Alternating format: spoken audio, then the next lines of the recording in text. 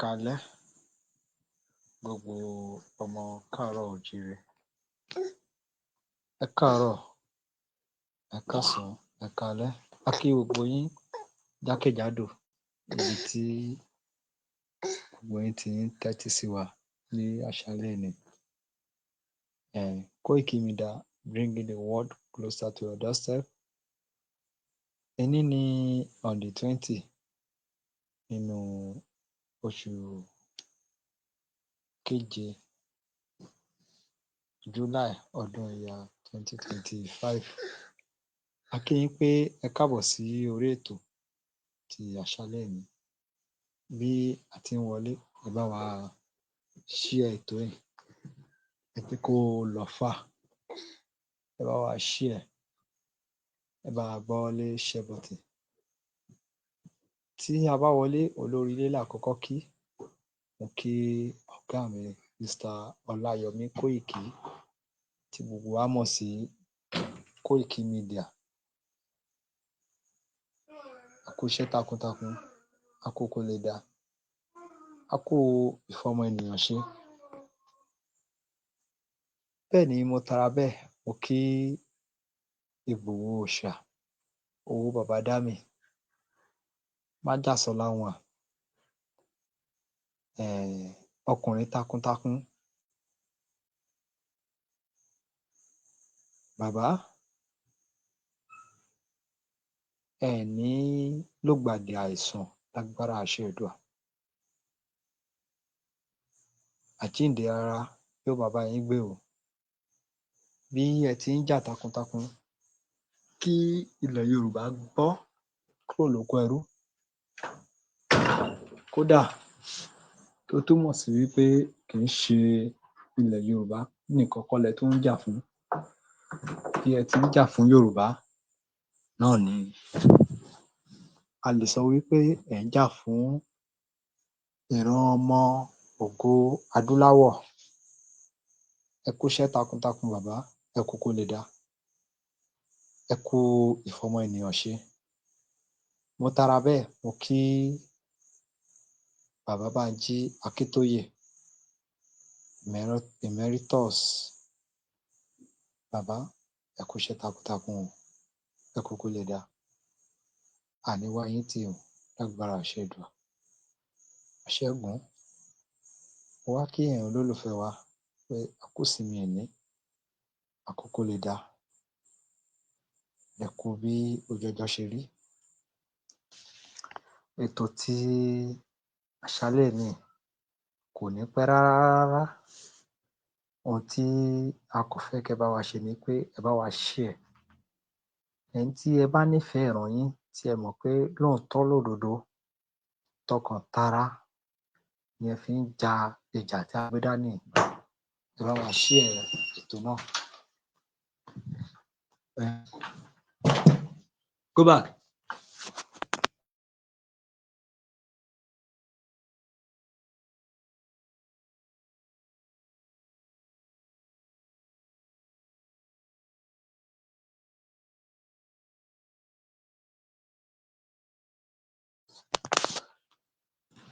Ẹ bá wa share ètò náà sí, ẹ jẹ́ kó go viral. Gbogbo ẹ̀yin olólùfẹ́ wa.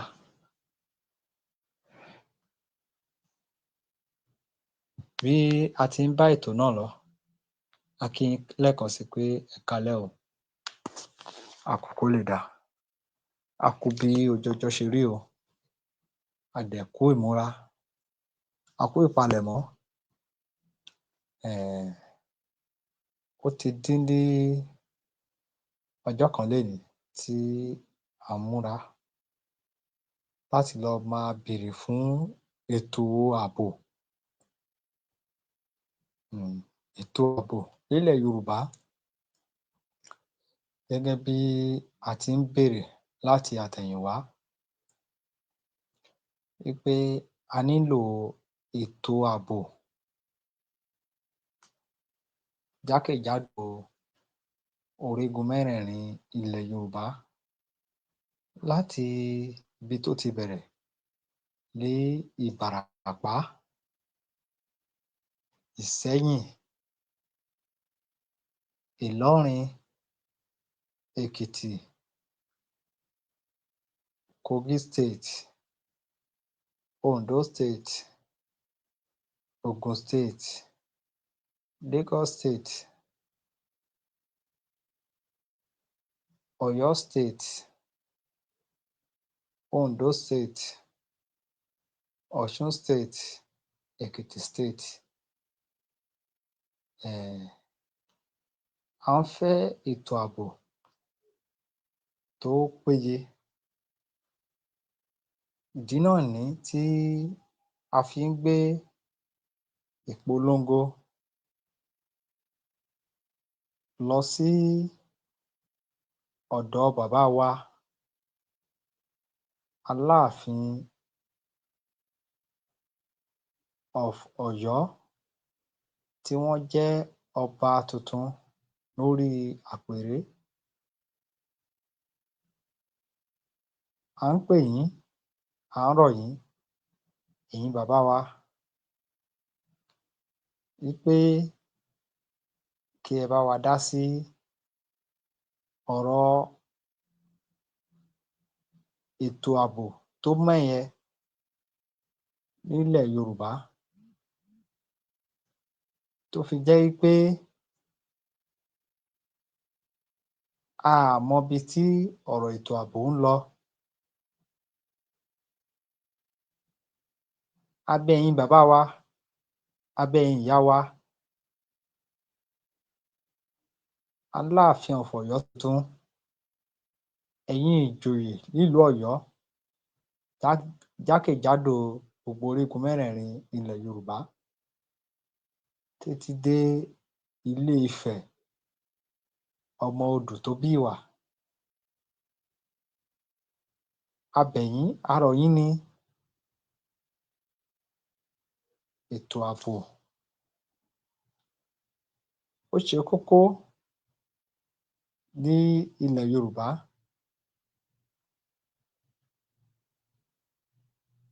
Ní ọjọ́ mẹ́ta èní yìí tó jẹ́ pé ọ̀la nìkan ló wà lẹ́ẹ̀rín ẹ̀, à ń bẹ gbogbo ọmọ Yorùbá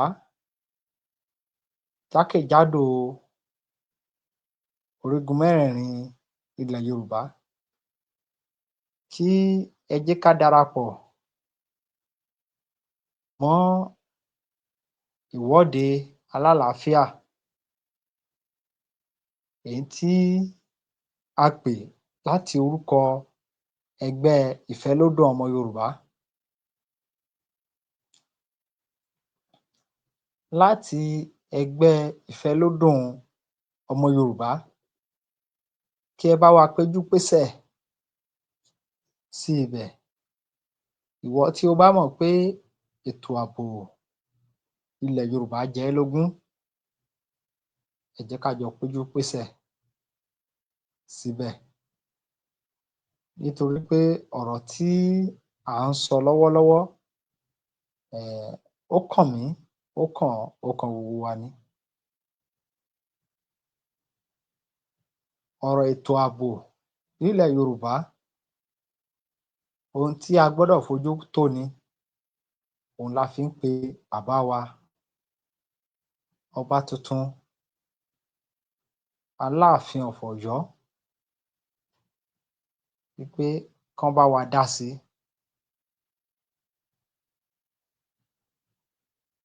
Wí pé ohun tí à ń béèrè fún yìí, ẹ̀tọ́ wa ni. Bẹ́ẹ̀ ni ẹ̀tọ́ gbogbo àwọn ọba jákèjádò ilẹ̀ Yorùbá ni. Ẹ bá wa dá sí. Ẹ má kọ etí wí pé kò kan àwa, ẹ má kọ etí irú etí bẹ́ẹ̀, ẹ má kọ sí ọ̀rọ̀ tí ń bẹ nílẹ̀ yìí.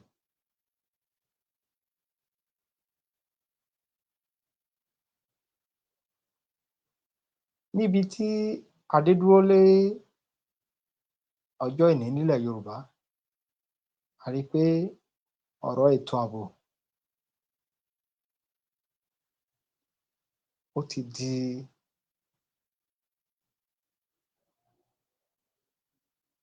ọ̀rọ̀ tó jẹ́ pé tó ń fẹ́ àfojútó fún gbogbo ọmọ ògo adúláwọ̀.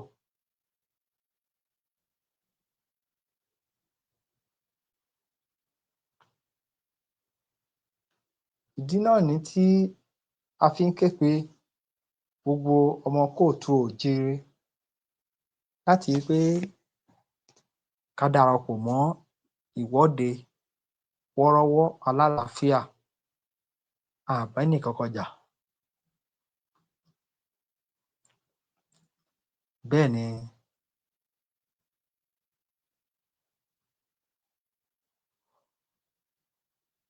a à bá ẹnikẹ́ni ní gbólóhùn asọ̀. Tiwa ni wípé à ń lọ sí ìpínlẹ̀ Ọ̀yọ́ láti lọ bá Aláàfin of Ọ̀yọ́ wípé bàbá, lẹ́nu ìgbà tí ẹ̀yin náà ti gorí àpèrè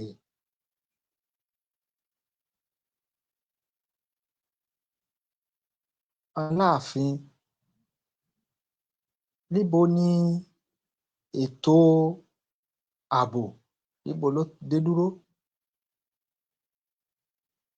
Níbo lẹ ti bá? Níbo ló dé dúró? Kí ni ohun tó kàn? Kí ni ohun tí a nílò láti ṣe?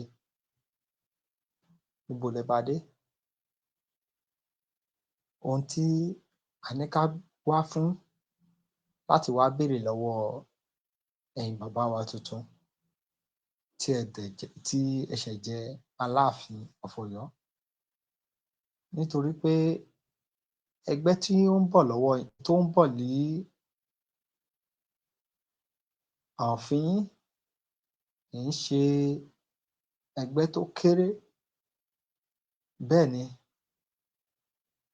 ìrísí tí ẹ bá fi rí wa sí, a mọ̀ wípé bẹ́ẹ̀ náà ni ìtàn yóò ṣe sọ nípa yín. Bẹ́ẹ̀ ni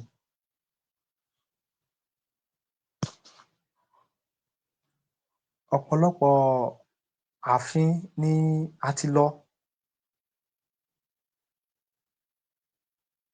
tí a ò dẹ̀ mọ méní méjì tí a bá bọ̀ láti bẹ̀. Ṣùgbọ́n gẹ́gẹ́ bí Aláàfin of Ọ̀yọ́, a à tíì mọ ìhà tí ẹ̀yin máa kọ sí. Ṣùgbọ́n inú wa dùn takuntakun láti rí pé ẹ gba ìwé tí a kọ sí yín wípé bàbá o, à ń bọ̀ láti wá bá yín ní àlejò lọ́jọ́ báyìí, tí ẹ dẹ̀ gbà wá láyè pé kò sí wàhálà, ká máa bọ̀ wá.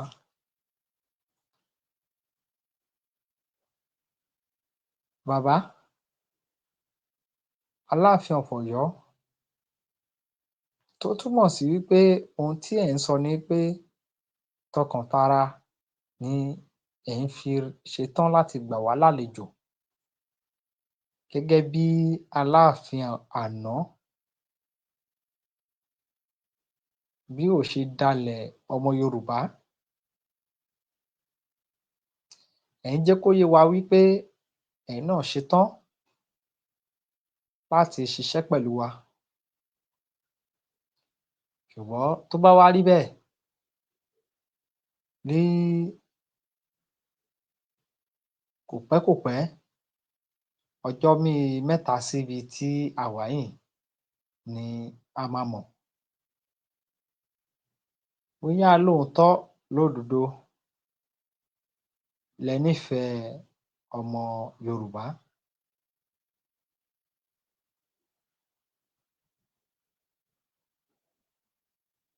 Nítorí pé ọ̀rọ̀ Yorùbá ó ti kúrò ní wípé àfèmí àfèmí. Ìdí náà ni olóyè Májàsọ́lá owó baba Dami tó fi ń sọ wípé ẹ jẹ́ á sowọ́ papọ̀. Gbogbo ohun tó bá ń bí olúkálùkù nínú, ẹ jẹ́ á fi ìdùnnú ká fìmọ̀ ṣọ̀kan ká lè délẹ̀ lérí.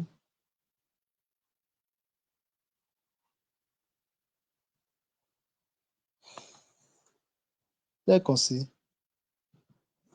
òní ni on the 20 nínú oṣù keje ọdún ìyá 2025.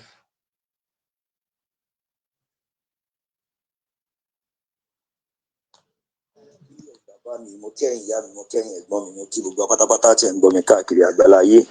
Èmi ọmọ yín Comrade Omiyo náà ni tí mo jẹ́ olórí ọ̀dọ́ ilẹ̀ Yorùbá. Èyí ni láti sọ fún gbogbo wa pátápátá pé tó bá ti di ní on the 22, à ń lọ kí bàbá wa kábíyèsí wa Aláàfin Ọ̀wọ́adé tó jẹ́ bàbá wa ní gbogbo Ọ̀yọ́ pátápátá nílé lóko lẹ́yìn odi fún àyájọ́ bí wọn tó dàbẹ̀ pé ó wáyé láìpẹ́ yìí tí a dẹ̀ fẹ́ try láti tún fi ìhónú wa hàn fún bàbá wa Ọ̀wọ́adé lórí ọ̀rọ̀ ètò ààbò àti lórí ọ̀rọ̀ bí wọ́n ṣe máa bá àwọn ìjọba federal government sọ̀rọ̀ láti lè jẹ́ kí wọ́n gbé ọwọ́ kúrò ní orí àkáǹtì bàbá Májàsọ́lá àti kó lè bá wa gbé embargo declaring of wanted kúrò lé wọn lórí. Àtàrà nǹkan tó dàbí pé a fẹ́ gbé ètò tá à ń ṣe yìí a fẹ́ gbé dìde nìyẹn, tó dẹ̀ pé àwọn tó jẹ́ atọ́kùn àti elétò nípa àwọn náà ni Ìfẹ́lódùn. Tẹ́ bá ń gbọ́ ìkànnì Ìfẹ́lódùn, so tó jẹ́ pé bàbá wa Gani Alágbàlá tí wọ́n jẹ́ president, tí àwa Kentus tí wọ́n jẹ́ vice, so àwọn ni wọ́n ń ṣe ètò yìí, tó dẹ̀ pé gbogbo àwọn ọ̀dọ́ pátápátá nílé lóko lẹ́yìn odi ẹ jẹ́ kí gbogbo wa túyáyá ká túyáyá jáde ní ọ̀pọ̀ yanturu kí gbogbo àgbáyé mọ̀ pé yes, àwa ọmọ Yorùbá ẹ̀tọ́ wa ni, àṣà wa ni, ìṣe wa ni. Oòduà á gbé wa o, kò ní gbé ọ̀dàlẹ̀. Lẹ́ẹ̀kan sí mi ọmọ yín Comrade Omiyo náà ni kò ní sú wa, kò ní rẹ̀ wá láṣẹ Èdùmàrè. Ẹ ṣeun gan. Ẹ jẹ́ gbogbo wa túyáyá ká túyáyá wa jáde ní on the 22 nílùú Ọ̀yọ́, ká shut ìlú Ọ̀yọ́ down kó mọ̀ pé yes, àwọn ọmọ Yorùbá àti ṣetán. Oòduà á gbé wa o, kò ní gbé ọ̀dàlẹ̀ láṣẹ Èdùmàrè. Lẹ́ẹ̀kan sí mi ọmọ yín Comrade Omiyo náà ni kò ní sú wa, kò ní rẹ̀ wá. Ó dàbọ̀. Ẹlẹ́ẹ̀kẹta, ẹ jọ̀ọ́ ẹ má bínú pé mo tún wá lẹ́ẹ̀kan sí. Nǹkan tó ṣẹlẹ̀ ni wípé gbogbo àwa tó bá dàbẹ̀ pé a fẹ́ wọ mọ́tò, ẹ jẹ́ kí gbogbo wa make sure pé a lọ connect pẹ̀lú coordinator, àwọn gbogbo coordinator ta ní gbogbo ilẹ̀ Yorùbá tó jẹ́ ti Ìfẹ́lódùn pátápátá ní gbogbo ìpínlẹ̀ tí a bá ń gbé. Láti bẹ̀rẹ̀ ni wọ́n á lè sọ bí ẹ ṣe máa rí mọ́tò wọ̀. So ẹ jọ̀ọ́ ká máa ti máa forúkọ sílẹ̀ kán lè mọ àwọn tí wọ́n á lè mọ bọ́ ẹ máa preserve àyè fún yín ní gbogbo ibi tí ẹ bá wà nílẹ̀ Yorùbá. Ẹ pe àwọn tó bá jẹ́ coordinator yín. Tẹ́ bá ní nọ́mbà coordinator, ẹ send DM sẹ́mi Comrade Omiyo, màá lè máa fún yín ní nọ́mbà àwọn tó bá jẹ́ coordinator each state tó jẹ́ alákòóso fún Ìfẹ́lódùn. Oòduà á gbé wa kò ní gbé ọ̀dàlẹ̀. Lẹ́ẹ̀kan sí èmi ọmọ yín Comrade Omiyo náà ni kò ní sú wa, kò ní rẹ̀ wá. Ó dàbọ̀. Ẹ ṣé gan ni gbogbo ẹ̀mọ káàárọ̀ oòjíire. Ọ̀rọ̀ ni a ti gbọ́ láti ẹnu ààrẹ ẹgbẹ́ ọ̀dọ́ àpapọ̀ ọmọ Yorùbá Comrade Omiyo.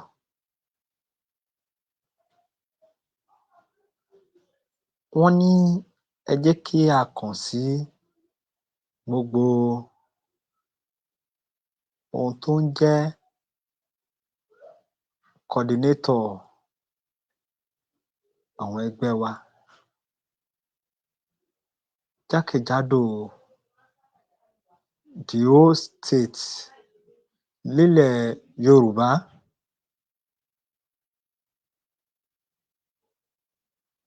ẹ jẹ́ ká connect mọ́ wọn láti rí pé ká lè jíjọ sowọ́ papọ̀ láti lè jọ rin ìrìnàjò náà lọ sí ìpínlẹ̀ Ọ̀yọ́. Lákọ̀ọ́kọ́, wọ́n ní a fẹ́ lọ kí bàbá wa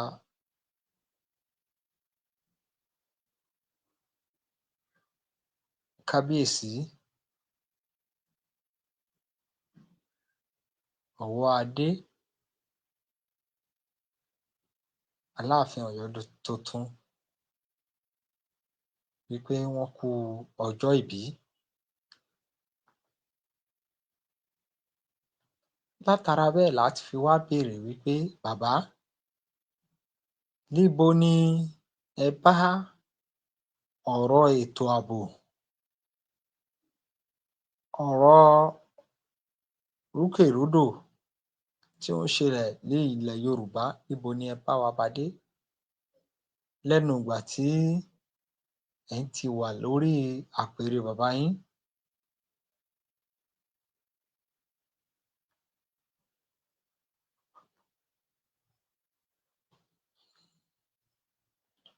Ẹ káalẹ́ lẹ́ẹ̀kan sí gbogbo ọmọ káàárọ̀-o-jíire.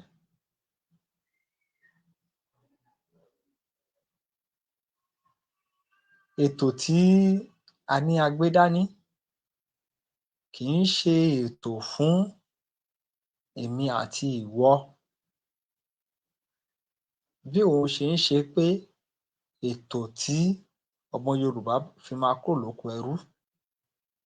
Ìdí nìyí tí a fi máa ń sọ fún yín ní gbogbo ìgbàkígbà wí pé ẹ jẹ́ á sowọ́ papọ̀, ẹ jẹ́ á ranra wa lọ́wọ́, ẹ jẹ́ á ran ìrìnàjò yìí lọ́wọ́ kí á lè délẹ̀ ìlérí láyọ̀ àti àlàáfíà.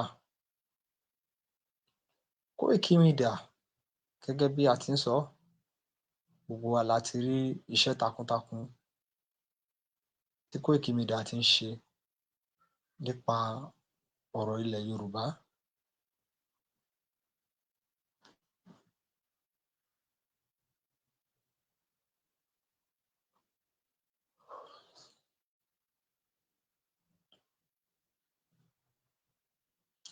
Ẹ bá wa gbọ́lé share button gbogbo ẹ̀yin olólùfẹ́ wa. Tí ẹ bá wá fẹ́ ka ìròyìn yàjóyàjó lórí Koiki Media, ẹ bá wa lọ sí orí www.koikimedia.com. Ẹ lè tẹ̀ ẹ́ látorí Chrome yín, á gbé síta. Tàbí kẹ́ ẹ lọ sórí YouTube yín, Koiki Media Backup.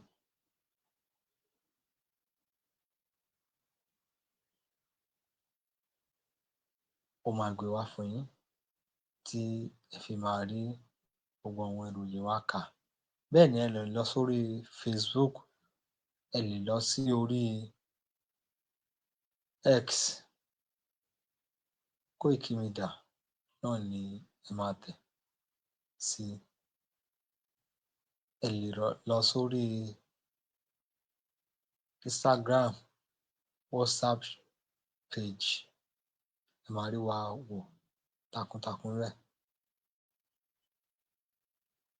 Ìròyìn àjábálẹ̀ ẹ máa rí wò. Bẹ́ẹ̀ náà ni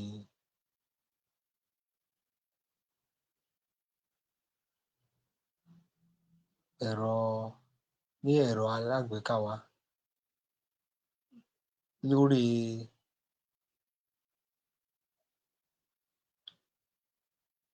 Telegram wa, a máa rí Koiki Media wò níbẹ̀ takuntakun. Mo kí yín pé ẹ káalẹ́ lẹ́ẹ̀kan sí. Ààfin Aláàfin of Ọ̀yọ́ wọ́n ló ti yá o. Ó ti yá o. Ọ̀rọ̀ tí a gbọ́dọ̀ máa sọ jù lórí afẹ́fẹ́ ni, ṣùgbọ́n ó ti yá o. Ẹ mọ̀ pé Koiki Media kò ń ṣe iléeṣẹ́ tó máa já wa létàn mọ́ ni. Iléeṣẹ́ tí a ti máa rí òkodoro ọ̀rọ̀, tí a ti máa rí gbọ́ ni. Bẹ́ẹ̀ ni.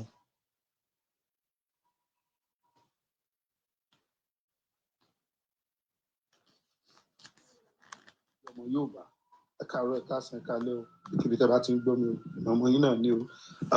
Ẹ pẹ̀lẹ́, àdẹ̀kú bójú ọjọ́ ṣe rí o, àkú gbogbo Ọlọ́run akókó ṣàánú wa. Mo bẹ̀rẹ̀ kíkẹ́ wa lénìí látọ̀dọ̀ bàbá wa Professor Banji Akintoye.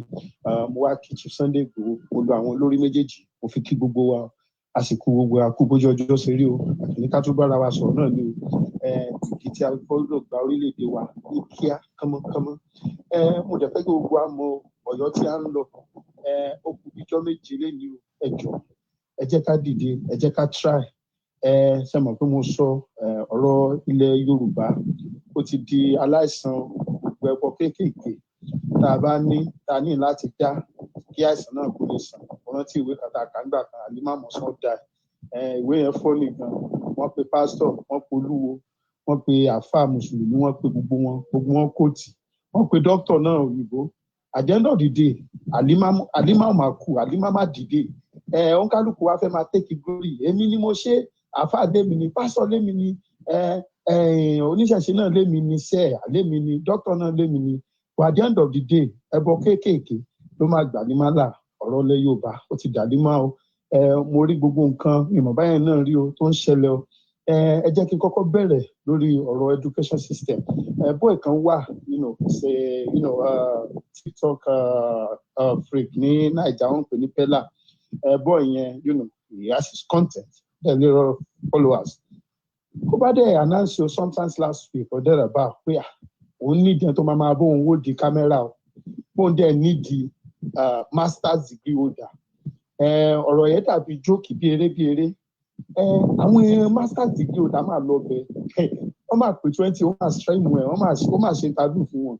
Ó tiẹ̀ jẹ́ pé kò tiẹ̀, because boy yẹn gan mi tiẹ̀ mọ̀ báyìí ó parí secondary school, wọ́n máa interview master's degree holder, wọ́n máa rọ́ lọ, wọ́n fẹ́ iṣẹ́ tó ló máa san 500,000 fún wọn per month. Now that is not even the problem. Anybody can work for anybody, But àwọn humiliation kan tó ṣẹlẹ̀ ń bẹ̀ ló kọ mí lóminú. And the fact that there is something that they are trying to project, they are trying to rubbish, education, because it's now becoming a debate. Kí ni essence education yẹn gan? Kí ni essence kí ni kan certificate tí ó wúlò àti ẹ̀tí rẹ̀ tó ti ẹ̀sùn certificate ẹ̀ is becoming useless. Díẹ̀ ọmọ ẹlẹ́dẹ̀ Yorùbá ó dẹ̀ ń wọgbà lọ. A máa ń pride ara wa gẹ́gẹ́ bí a pillar of education ní ìlú Nàìjíríà yẹn tẹ́lẹ̀. Tá a bá máa wò dáadáa lóòótọ́ tó máa fẹ́ nítorí mo rántí nígbà tẹ́mi kọ́kọ́ ṣe WAEC ní West níbí yìí lọ́dọ̀ wa nílẹ̀ Yorùbá. Mi máa pass English, although I was a very good science student, mo la gbogbo physics mi gan, mo ní distinction gan. But English yẹn in particular F9 ni mo ní. Téèyàn bá dẹ̀ ní F9, kò sí bó ṣe fẹ́ wọ school pẹ̀lú F9 ní English, ó tiẹ̀ lè wọlé bá ṣe education system yẹn nìyẹn. Mo wá máa travel lọ sí Port Harcourt, lọ́dọ̀ àwọn cousin mi wá fẹ́ ṣe exam, mo fẹ́ ṣe GC nígbà yẹn. Mo wá tẹ̀lé lọ, mo lọ ṣe bí machinery tá mo wà kàn gbèsè yẹn wá síta. Wọ́n dẹ̀ gbé àwọn machinery oríṣiríṣi wá láti Uniport. Ọmọ bí mo ṣe, èmi tó jẹ́ pé ní West bí òtún ni mí, èmi gan mọ àwọn tó dáa jù mí lọ, average student ni mí, kò jẹ́ pé mo lè jùjù náà ìrìgàn sí. N bá máa débẹ̀, n bá máa disturb dìde. Gbogbo àwọn ọmọ Uniport tán gbé wá tán tó wá ṣe machinery pẹ̀lú mi, ọmọ ẹ̀yìn mi everybody máa kí sí. Gbogbo exam yẹn mo máa ṣe, mo ṣe ń ṣe math wọn, mo ṣe ń ṣe cousin mi dẹ̀rẹ̀ kíní commerce student ló ń tiẹ̀. In fact, mo good ní economics dẹ̀ jọ commerce gbogbo English yẹn. Gbogbo àwọn tán gbé wá fún machinery mi tó jẹ́ pé F9 lè ní níbí, gbogbo àwọn tán gbé wá fún machinery mi mo ṣe English ní gbogbo àwọn ọmọ Uniport dàbí èmi ní everybody copy. Mo wá di champion, everybody wá ń dá owó jọ fún mi, owó tí mo make níyà yẹn wọ́n wá ń dá owó jọ fún mi. Gbogbo àwọn machinery everybody sọ pé èmi, àwọn tó ti gbéṣẹ́ fún machinery mi wọ́n padà wá, wọ́n á sọ fún mi wọ́n ti set gbogbo àwọn pípù yẹn nǹkan wà nù gbó kan mo kàn bá wọn sọ̀bù ẹ̀ máa pè fún wọn nọ́mbà 1 rèé bá ti di júbà tẹ́lómi bá ní àbí ló máa jẹ́ màá ní rèé ni wọ́n á sáré kọ èmi tó jẹ́ kóòtù ni mí ọmọ rìsọ́ọ̀tì máa jáde gbogbo ẹ̀jáàmù yẹn ló máa clear alẹ́ mi kò tí ì ní English mi tí ń kọ́sì mi gbogbo wọn ti ní àtẹ gbogbo àwọn ọ̀rẹ́ èmi mo bá wọn ṣe bá a máa ń pàdé ara wa wípé we are very good but gradually ǹjẹ́ notice kìíní kan for some years báyìí tó bá sọ pé best student in WAEC tó bá ní best student in JAMB wọn máa ń ṣe Yorùbá mọ́ nǹkan máa ti ń ṣe wá díẹ̀díẹ̀ àmà fúnra nǹkan ti ń ṣe wá díẹ̀díẹ̀ àmà fúnra nígbà tó yá a bá tún pride pé ọmọ tó ń mú ìkíní yẹn bó tiẹ̀ jẹ́ pé Chukwuma Chinonso ni bọ́ Ogun State ló wà Ogun sí ilẹ̀ Yorùbá ló wà kìnnìkan díẹ̀ wọ́n dẹ̀ ń ba educational system wa jẹ́ ẹ̀yin èèyàn mi mo fẹ́ kẹ́ mọ̀ wípé àwọn tó wà nínú ìjọba ilẹ̀ Yorùbá tó ń ṣàkóso ilẹ̀ Yorùbá lọ́wọ́lọ́wọ́ báyìí tó ń jẹ́ bí politician wa ọmọ àlè ọ̀pọ̀lọpọ̀ wọn o ọmọ àlè ti dàgbà sílẹ̀ Yorùbá o wọ́n ti ajá ti governance òótọ́ kan pébélé mo sọ fún yín yẹn o máa kan wà ní Ìbàdàn wọ́n pè ní Kọ́lá Olóòtú ṣe rí nígbà tí èmi wà ní kékeré Ọ̀yọ́ state yẹn náà lèmi náà gbé nínú rédíò gbà yẹn wọ́n máa ń kọrin oríṣiríṣi wọ́n máa ń kọrin tá a bá ti jí láàárọ̀ nílé akéde wọn á ní múra ṣíṣe òjò rẹ iṣẹ́ la fi ń dẹni gíga wọ́n máa ń kọrin bẹ́ẹ̀ yẹn wọ́n á kọrin òwú tí yàgbọ́n lọ́mọ òràn òwú tí yàgbọ́n lọ́mọ ìyá tó gbé kokéènì kí ló fẹ́ fi lọ́mọ lọ́wọ́ òwú tí yàgbọ́n lọ́mọ ìyá tó jẹgun jalè because ìgbà yẹn dúró Babangida ẹ mọ̀ cocaine ló jẹ́ bí east of the society tó ṣe ń gbà yẹn wọ́n máa ń enlighten àwọn èèyàn pé kí wọ́n máa ṣe nǹkan burúkú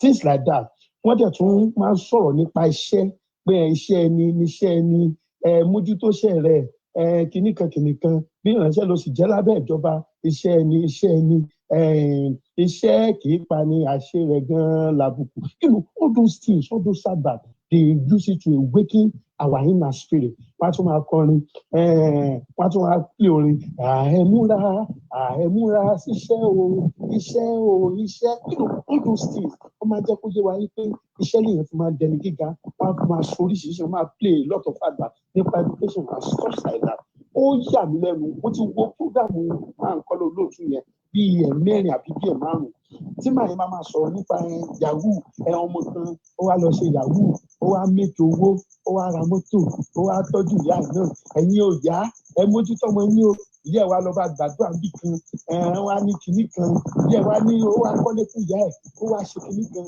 á tún sọ ní ẹnìkan lọ ṣògo owó ìgbà tó wá lọ ṣògo owó àwọn mẹ́ta ni èèkan nù wọn bíi méjì wá lówó gan àwọn kọ́lé sóríṣiríṣi àwọn wá lọ lóyìnbó. The message they are passing to the masses is message of fraud. Like they are making fraud to look like a normal thing, like Yahoo, like it's just like a normal thing. They are encouraging our children, to go into fraud and things like that. All them sọ̀rọ̀ nínú rédíò, as in rédíò to tell you pé a lot of people, a lot of our locals, rédíò yẹn náà believe me. Irú tí ṣe máa tẹ́ bá lè sọ fún mi pé nípa Yorùbá nation ìjọba ní rárá wọn ní jẹ́ káwọn sọ fún nǹkan bẹ́ẹ̀ lórí rédíò station wọ́n máa bá wọn wí o wọ́n máa suspend the license àwọn o ṣùgbọ́n gọ́ọ̀mẹ̀ntì lajú sílẹ̀ wọ́n promote fraud lórí the same radio station ẹ̀rí pé nǹkan ti ṣe wá. Àti wọn nǹkan tó ṣẹlẹ̀ ní Jẹ̀bú Ọlọ́run nǹkan tó ṣẹlẹ̀ ní Jẹ̀bú ṣe rí when we talk about slavery mentality ó lágbára gan. Now our things have become evil, our ways have become evil. Ọba Ìjẹ̀bú Àwùjalẹ̀ ó jẹun ọba ó mumi ọba ó gbáyé ọba ó lògbà ọba ó jayé ọba ó jọrọ̀ ọba ó gba ọ̀nà ọba ṣùgbọ́n kò fẹ́ kúkú ọba kò fẹ́ kú ikú ọba gbogbo adé dákẹ́ adé sọ̀rọ̀. I have no problem with him because before this man died he joined some other people. Mo rántí dáadáa kéèsì yẹn tó ń sọ pé wọ́n gbé lọ sí House of Assembly pé ọba tó bá ti kú tó bá jẹ́ mùsùlùmí ni kó sí tó bá jẹ́ Christian nìkan gbogbo àwọn oníṣẹ̀ṣe wa gbogbo àwọn èèyàn wa tó ń jẹ́ traditionalist gbogbo àwọn ọba gbogbo wọn àwọn ọmọ ìlú gbogbo wọn sọ̀rọ̀ ó sì lé ẹnu wọn ó wá kú sí ẹ wá ń grudge because mo rí lẹ́tà kan tó kọ sórí gbogbo àwọn ọmọ Ìjẹ̀bú ẹnu àwọn òdò wọ́n ṣe òkú ọba kìnnìkan kò ní máa